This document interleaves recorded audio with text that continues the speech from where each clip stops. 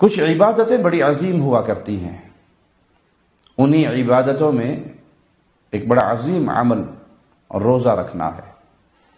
خوش نصیب ہے وہ انسان جو اللہ کے لیے روزہ رکھے۔ اس کے لیے جنت میں جانے کے لیے بھی کیا پروٹوکول ہوگا کہ ایک دروازہ خاص باب الریان روزے داروں کے لیے مخصوص کیا گیا ہے۔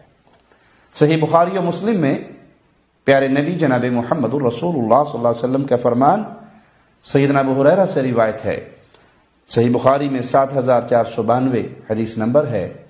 پیارے حبیب جناب محمد الرسول اللہ صلی اللہ علیہ وسلم فرماتے ہیں، یقول اللہ، یہ حدیث قدسی ہے، مالک کا فرمان ہے، الصوم لی، روزہ میرے لیے ہے۔ کتنا مبارک ہے وہ انسان جو روزہ رکھے، اور کتنی مبارک ہے یہ عبادت، کتنی اس کی شان ہے کہ اللہ اس کو خاص اپنے لیے قرار دے رہا ہے۔ الصوم لی، روزہ میرے لیے رکھا جاتا ہے۔ وَأَنَا أَجْزِي بِهِ، روزہ میرے ہی لیے ہے اور اس کی جزا بھی میں ہی عطا کروں گا، اس کا ثواب بھی میں ہی عطا کروں گا۔ يَدْعُ شَهْوَتَهُ وَأَكْلَهُ وَشُرْبَهُ مِنْ أَجْلِي، روزے دار کتنا خوش نصیب ہے، اللہ کے کتنے قریب ہو جاتا ہے۔ مالک فرماتا ہے روزے دار میری خاطر اپنی خواہشات کو چھوڑ دیتا ہے، اپنے کھانے کو چھوڑ دیتا ہے، اپنے پینے کو چھوڑ دیتا ہے، کمرے میں تنہا ہے، فریج میں بہترین پھل ہیں، بہترین جوس ہیں، بہترین کھانا موجود ہے، دیکھنے والا کوئی نہیں، وضو کرتا ہے روزے دار، منہ میں پانی ڈالتا ہے کلی کرنے کے لیے، کوئی نہیں دیکھ رہا، لیکن اس کے حلق سے نیچے یہ پانی نہیں اترتا کیونکہ اسے اس کا اللہ دیکھ رہا ہے۔ اللہ کے لیے اس نے اپنا کھانا چھوڑا، اپنی خواہشات کو چھوڑا، اپنے پینے کو چھوڑا، اللہ اس سے اتنا راضی ہوا کہ اس نے اس روزے کو خاص اپنے لیے قرار دے دیا کہ روزہ میرے ہی لیے ہے اور اس کا ثواب بھی میں ہی دوں گا۔ مسند احمد میں حدیث نمبر 8856 ہے، ابو ہریرہ بیان کرتے ہیں کہ رسول اللہ صلی اللہ علیہ وسلم نے فرمایا، رب قائم حظہ من قیامہ السحر، جس طرح روزہ ایک بہت بڑا عمل ہے، اسی طرح قیام بہت بڑا عمل ہے۔ تہجد کی نماز، تراویح کی نماز، یہ بھی بہت بڑا عمل ہے۔ آپ کیا فرما رہے ہیں؟ قیام کرنے والوں کے لیے بہت سے لوگ رات کا قیام کرنے والے، انہیں اس قیام کے بدلے میں سوائے شب بیداری کے کچھ نصیب نہ ہوگا۔ اللہم لا تجعلنا منہم ولا معہم۔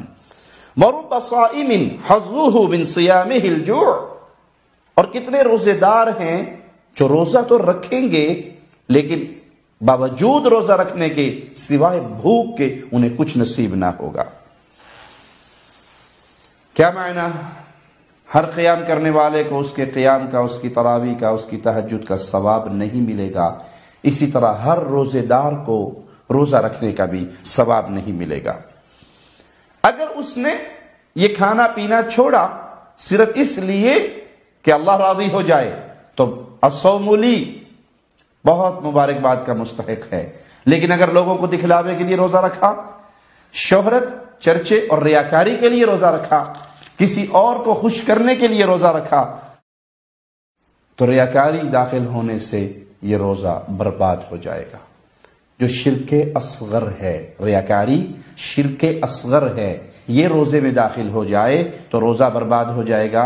اور جس نے عقیدے کو سیکھا ہی نہیں، توحید کو سمجھا ہی نہیں، ماہ رمضان آتا ہے، روزے رکھتا ہے، نفلی روزے بھی رکھتا ہے اور زندگی گزر رہی ہے، لیکن اسے شعور نہیں عقیدہ توحید کیا ہے، وہ شرک اکبر میں مبتلا ہے، وہ غیر اللہ کو پکار رہا ہے، وہ یا علی مدد اور یا رسول اللہ مدد کے نعرے لگا رہا ہے، وہ جو فوت ہو گئے اپنی قبروں میں دفن ہو گئے، اللہ کے انبیاء، اولیاء، اتقیاء، اصفیاء، جن کی قبریں اللہ کی طرف سے جنت کے باغ بن گئے، لیکن وہ یہ دنیا چھوڑ کے چلے گئے، یہ اپنے اس دنیا کی زندگی میں زندہ خالق و مالک کو چھوڑ کر فوت ہو جانے والی ہستیوں کو پکارتا ہے اور سمجھتا ہے یہ اولاد دینے پر قادر ہیں، یہ رزق دینے پر قادر ہیں، یہ شفا دینے پر قادر ہیں، یہ سب کچھ عطا کرنے پر قادر ہیں، جس نے شرک اکبر کیا پیارے بھائی چھیڑنے کے لیے نہیں، طنز کے لیے نہیں، صرف درد کے ساتھ سمجھانے کے لیے عرض کر رہا ہوں۔ اگر ریاکاری روزے میں داخل ہو جائے جو شرک اصغر ہے تو روزہ برباد ہو جاتا ہے، تو جہاں شرک اکبر داخل ہوگا تو روزہ کیسے قبول ہوگا؟ رمضان کی آمد ہے، اللہ سے ڈریے، اپنے عقیدوں کی اصلاح کیجئے تاکہ ہماری یہ محنتیں اللہ کے ہاں شرف قبولیت پا سکے۔ اقول قولی ھذا